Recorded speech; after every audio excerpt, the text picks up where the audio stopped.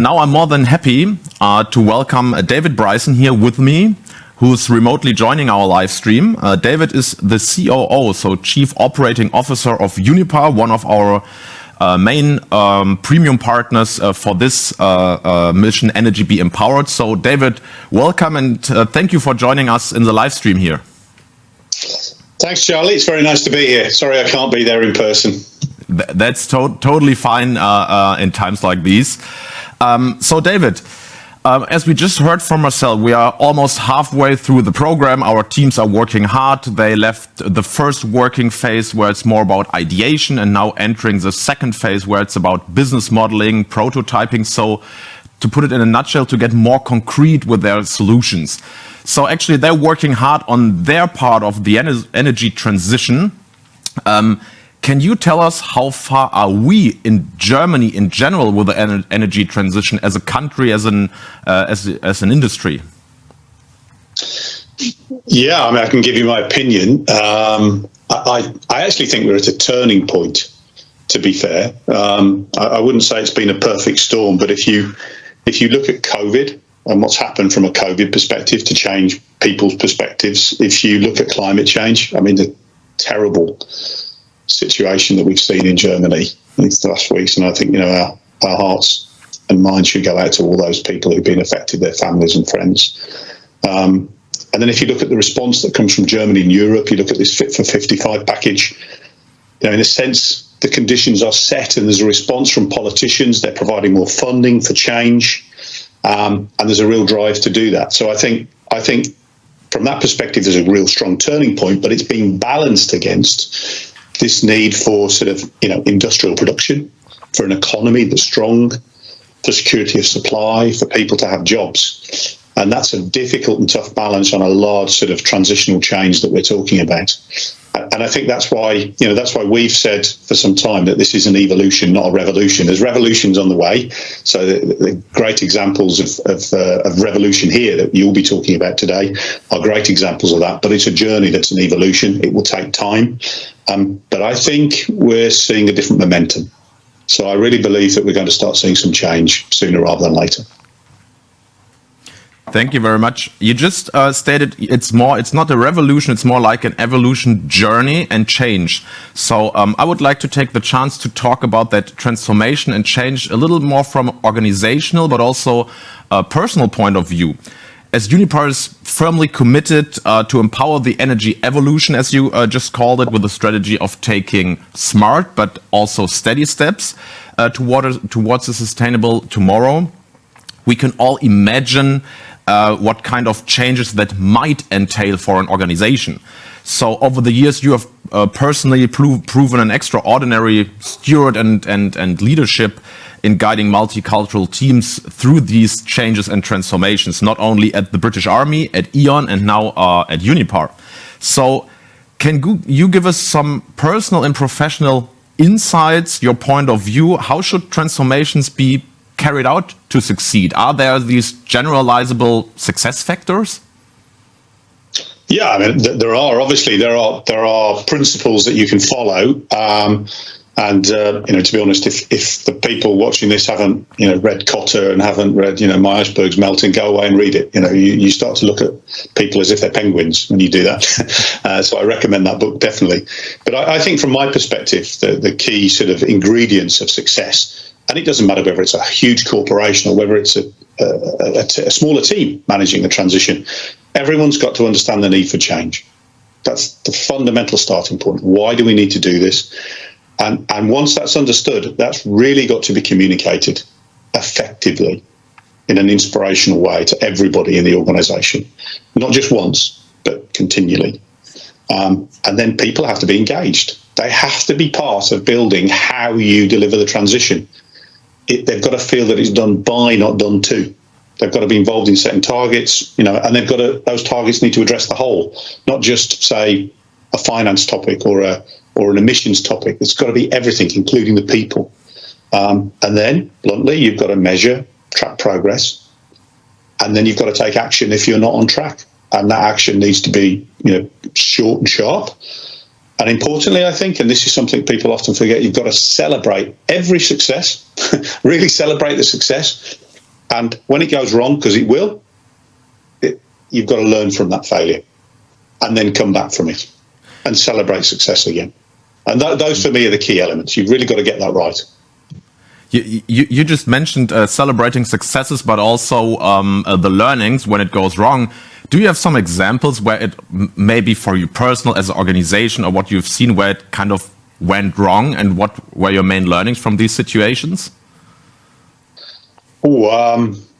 Yeah, I mean, I've never seen a catastrophic failure, I suppose, which is good. I'm pleased about that. But I think there's some common themes. And to be honest, the first one comes back to, leaders, particularly in middle management in larger organizations, truly understanding the need for change. If it's easy for people to say, oh, yeah, I get it, I understand it, and I'm supportive, when actually they're not, because they're threatened by it. Mm-hmm. And so you've got to spend time exploring that with people, talking to them, helping them understand why it's valid. Because if you don't, you just store up problems for the future.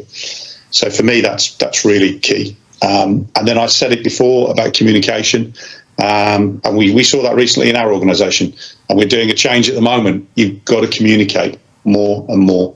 If you think you've done it enough, do it twice again. Keep giving people communication, explain what's going on, give them that security about what's happening.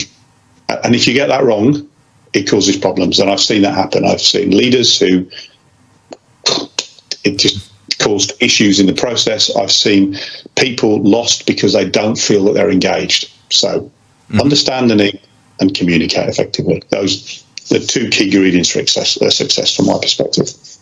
You just elaborated on the communication part. I also want to talk a bit about collaboration.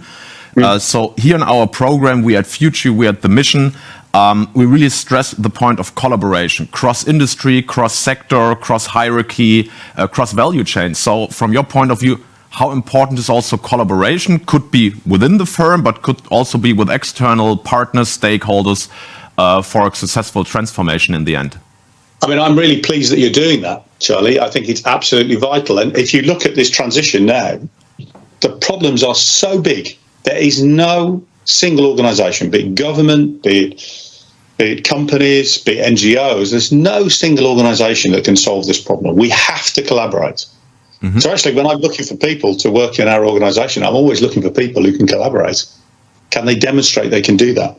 And actually, from our perspective in Uniper, collaboration is at the heart of our company. We're structured to force people to collaborate. You can't achieve success in our company if you don't collaborate. You have to go across organisational boundaries. And I think what's really important is that collaboration brings in diversity. It brings in different ideas, different people, different experiences. If you couple that diversity with inclusion, then you start to get really creative. And I think that diversity and that collaboration can be the fuel of innovation.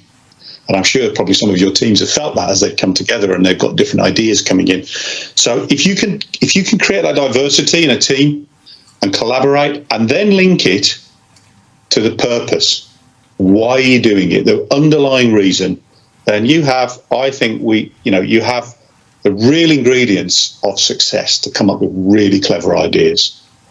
Mm-hmm. And you can be, a very young person, you can be a very old person. It doesn't make any difference. It's diversity. It doesn't matter where you come from, what your country is, what your experience is.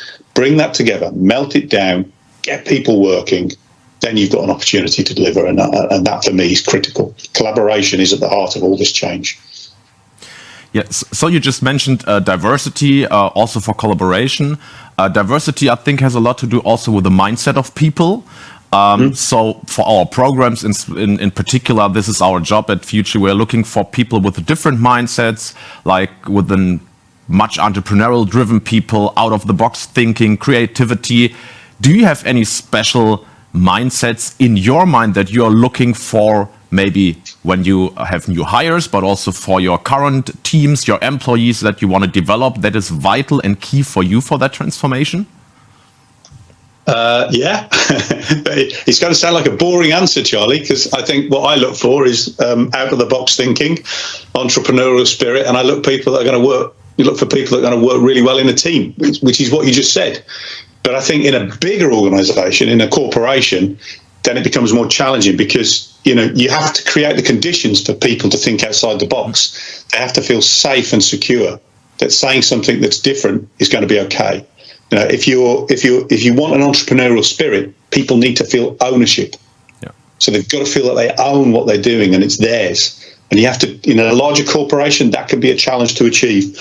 And I think, team spirit, I thought it was really interesting seeing some of your slides earlier, the fact that you did team development at the start of this journey. You've got to invest time in people, in teams and individuals, and help them grow and work together. And that, I think, is what is the key for success. That's what I look for, people that can fit into that environment.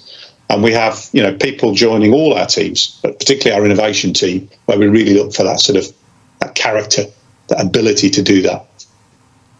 Thank you. Yeah, we just, so you as a manager, as a leader, we all can, I think, see and hear that you're quite an inspiring personality also. Do you have kind of any, let's call it tips and tricks, how to inspire and convince people? Because when you need them for the transformation, you need to form teams, you said, to convince people to understand the common goal, the common vision.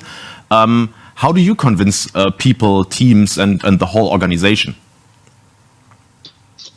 I think you can only inspire people if you believe in something.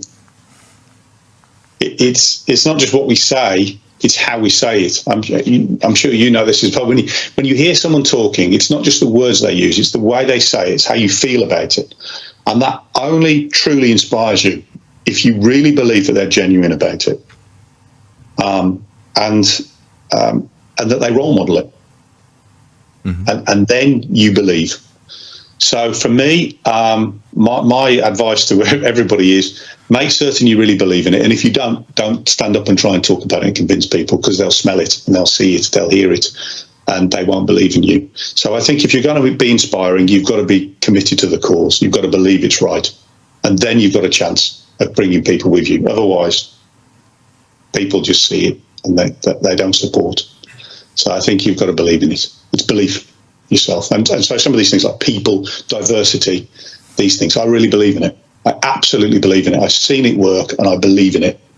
And I really try and drive it forwards because it's a key ingredient to success. Organisations like ours buy big bits of metal, but so do our competitors. What makes a difference is that people that work with those bits of metal and deliver the outcomes for customers, that's where the innovation comes, in my view.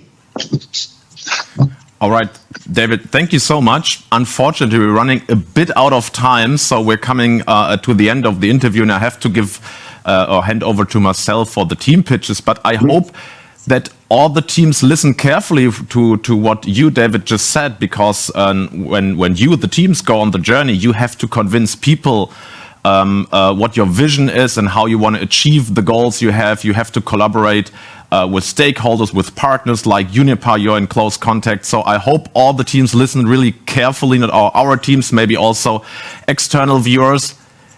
David, thank you so much for joining us here, for giving these insights, your personal experiences on transformation, but also on collaboration and what you just said, communication, and in the end, I would call it also a belief.